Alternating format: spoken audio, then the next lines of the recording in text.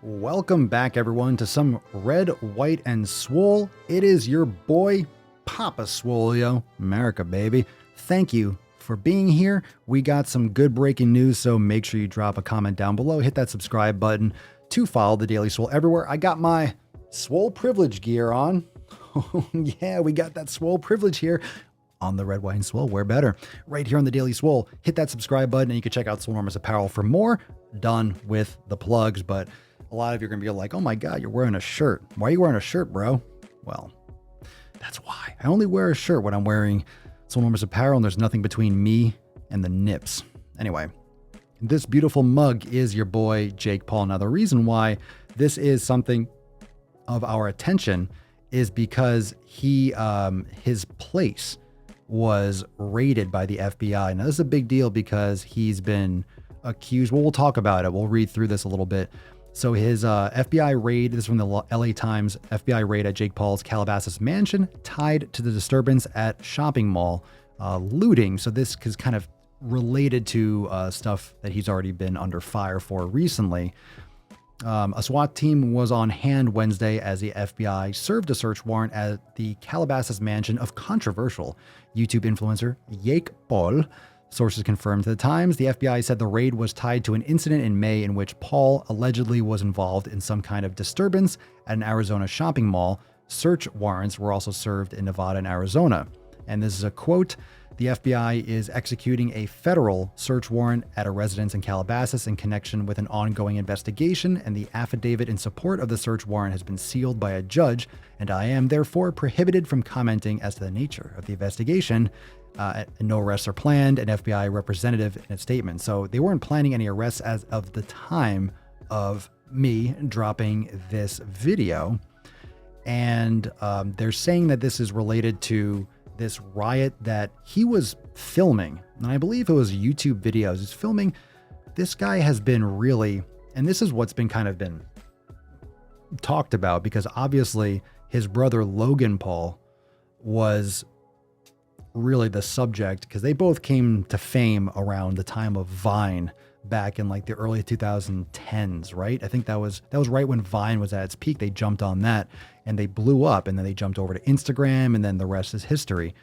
But Logan, after that vlog where he had in the background where they recorded some guy in Suicide Forest in Japan, I believe it was, and that gave him a ton of flack, and he gradually pulled himself back. He has a top podcast now. He was doing those boxing matches with KSI, and you know, he's very intelligent when it comes to a PR standpoint. He played the game well, and he brought it back. But Jake has just been sliding, literally. Just, he's a clown. He's a fucking child, and he's a clown. And this is what happens when little children have way too much at their disposal and no fucking rules. When you have enough money, there's no rules. He just buys his way out of everything, and he's a destructive person. Just really, there's something there with the attention that's just kind of pathetic in my opinion. Just the need to be the center and just to make so much noise and to cause so many people inconveniences and discomfort, because a lot of people, he's been having these loud, huge fucking parties in the midst of COVID, and his neighbors are complaining. He's been doing this. There's this whole thing about the last year or so, they lit a car in a pool. There's no shortage of all the crap that he's doing and all the stuff that he's destroyed. So a SWAT team was used to enter Paul's home. Law enforcement sources said agents were trained to make high-risk entries or used when intelligence suggests there are weapons. So this was the interesting aspect of this that caught my eye, was that they seized multiple firearms. It says that the sheriff's deputies were carrying at least 5 long guns to a cruiser parked in front of the mansion, securing the weapons inside the vehicle, which is interesting why there's no arrests being made. I mean, if they're seizing them, wouldn't this be something that if you have illegally, wouldn't you be arrested? And this is also, a lot of people are curious or questioning, well, why are they just seizing guns? That's scary when the government comes in, just seizes guns. But maybe this has something to do with obviously what's tied in before. But it's also showing that the government isn't fucking around. And in this situation where there's riots out of control in Seattle and Portland, And I don't know how Seattle is exactly at the moment, but Portland's a hot fucking mess. So when this shit is spreading throughout, and this kind of movement, this kind of anarchist type movement is spreading like crazy, it's important to know that we are safe. And people that are trying to defund the police, that are trying to make these asinine comments that have no idea what happens when society falls apart, it's not good. It's not a good thing. Now, we can make change together. And I'm not going to go off on this because I want to, focus on this topic, but we can make change together. But within the systems that we've created, we just make things better. We actually, if you want things to get better, it doesn't take defunding. It takes investment. You need more funds. You need more injection. You need more attention, more training, which costs money. You don't need to defund the police and law enforcement. You need to fund them a lot better and get higher quality applicants and invest more money in training so things get better. But nothing's ever perfect. Everyone's trying to eradicate things and make sure that everything's this perfect fucking bubble. It's impossible, which is why these movements take hold, because you can't be perfect. There's always going to be wrongful deaths, or there's always going to be questionable situations. There's always going to be issues. And the fact that it's going to happen again, it just has to by the numbers. There's hundreds of millions of people in this country. Things are going to go wrong. So it's important that we move forward, but logically. So that being said, it's important to notice that this is a federal issue. So what's going on? That means the federal government stepping in. This is interesting, which is potentially a good thing, that if they're going to start making sure that this country maintains its integrity and stays whole and stays unified. After the initial search, federal agents left Paul's home in a procession of vehicles, including an armored SWAT truck, a dark van, and a truck with several camouflage-dressed agents in the back. In June, Arizona police announced he would face misdemeanor charges following a riot at a mall outside Phoenix. He was identified as a participant at the melee and was charged with criminal trespassing and unlawful assembly, the Scottsdale Police Department said at the time. And they quoted, Paul was present after the protest was declared an unlawful assembly, and the rioters were urged to leave the area by police. He entered and remained inside the mall when it was closed. Paul said he was merely trying to find people protesting the death of George Floyd, according to the Associated Press. And on Wednesday, officials said they were dropping all charges against him and two other men, Armand Izzati and Andrew Leon, in connection with the mall riot. The Scottsdale Police Sergeant Ben Hostler said that a federal investigation to the incident is being conducted and that they are coordinating. So in other words, they stepped aside, it seems like, and the feds came in.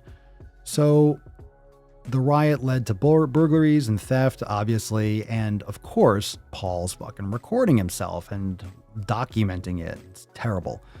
So he's adamantly denied being involved in the incident, but says he did film it. Yeah, I filmed it, but I wasn't involved. Okay. Quote, to be absolutely clear, neither I nor anyone in our group was engaged in any looting or vandalism. He said on Twitter, we filmed everything we saw in an effort to share our experience and bring more attention to the anger felt in every neighborhood we traveled to. We were strictly documenting, not engaging. And this is bullshit. This guy, he's an instigator like crazy. He's always fucking hyped up about this shit. You're just documenting. You're a documentarian. You're a filmmaker now. Get out of here, bro. Get out of here. Get out of here. For context, we spent the day doing our part to peacefully protest one of the most horrific injustices our country has ever seen, which led to us being tear gassed for filming the events and brutality that were unfolding in Arizona. We were gassed and forced to keep moving on foot. We filmed everything we saw in an effort to share our experience and bring more attention to the anger felt in every neighborhood we traveled through. We were strictly documenting, not engaging. I do not condone violence, looting, or breaking the law. However, I understand the anger and frustration that led to the destruction we witnessed, and then continues. So he goes on to, this is like a lawyer wrote this. This got fucking, this went through the ringer. This is not something that he said. So last month, he threw a large house party in the midst of COVID-19, and videos capturing the July 11th gathering showed dozens of people mixing without masks, partygoers rolling dice, drinking, swinging from a raised crane on an excavator.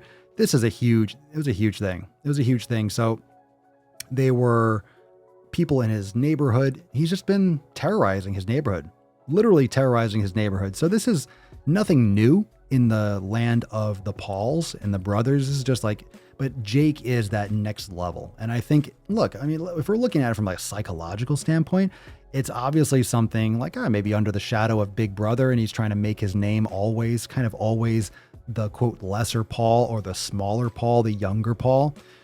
This is kind of the way it is in many cases. So it makes sense that Logan has settled down and he has his thing with his show, and Jake is just cracking under all the publicity and all the celebrity. I mean, think about it. He's a fucking kid. He's still a kid, and he never really grew up before he just had tons of money. All right. He was a kid, got really popular.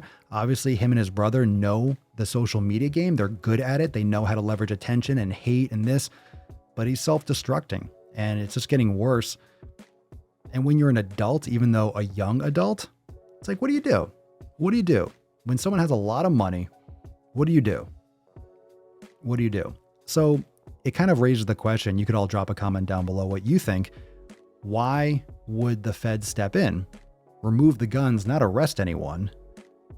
Obviously, the other issues with the rioting stepped aside in Scottsdale and Arizona. So the Fed step in. Is this some type of other move? Is this a federal move to an influencer that is obviously involved with the riots and what was going on across state boundaries? Maybe the guns had something to do with it, but is this more of a statement from the feds? Is this more of a high profile, like, look, we're not going to stand for this shit. If you terrorize, if you loot, if you flaunt, if you break the rules, that this is harming people. This is actually causing destruction, physical, with the COVID parties and with the excessive flaunting of destructive behavior. What are your thoughts, fam? Drop a comment down below. I appreciate your time. Do you think this is a play from the feds? Do you think these guns, like, how does that happen? I'm not a lawyer. So how does that happen when you get weapons seized, your FBI raids your house, but there's no arrest? Like, hey, we're just going to take these. Some deal, someone's greasing someone, something, they're just trying to make a stink. They're like, hey, we'll drop this one if you just take a little flack. We're making a show of you. What's going on? What do you think, fam? What do you think? Drop a comment down below. Thank you for watching this episode of Red, White, and Swole. You're beautiful. You're really beautiful. I really appreciate you being here. Make sure you hit that subscribe button. Hit that subscribe button because I go live here every day. And if you want more Red, White, and Swole and some Swole privilege, come back here for more. Come on. Subscribe. Click another video.